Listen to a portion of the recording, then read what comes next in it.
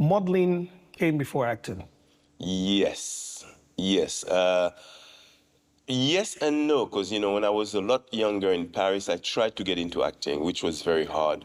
A black guy in Paris. And then I actually did musical theater. And I guess in musical theater, there's a little bit of acting. So I did that for a few years, and then I modeled for many years, and then I went back to proper acting. Proper acting. Yeah.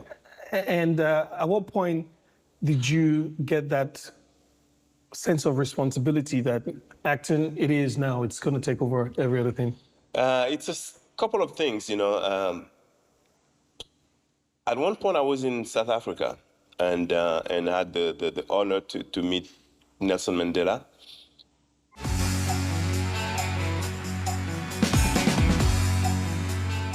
And he sort of installed in me like something very strong, like the fact that I could potentially matter, and it was up to me. Right.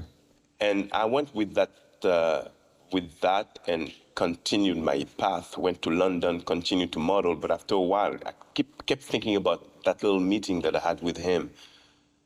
And I said to myself, if I really want to have a voice, I'm not going to have it from just being a model. I'm going to have to do something where I can actually speak up. And that's when the idea of acting came to me. And of course, I didn't have any way in, but at least I knew how to behave in front of cameras. Since I've done modeling, commercials, musical theater and all those things, I'm like, at least I have some kind of experience that can get me started. And that's really, how I ended up going to the States. And I was sponsored by a modeling agency.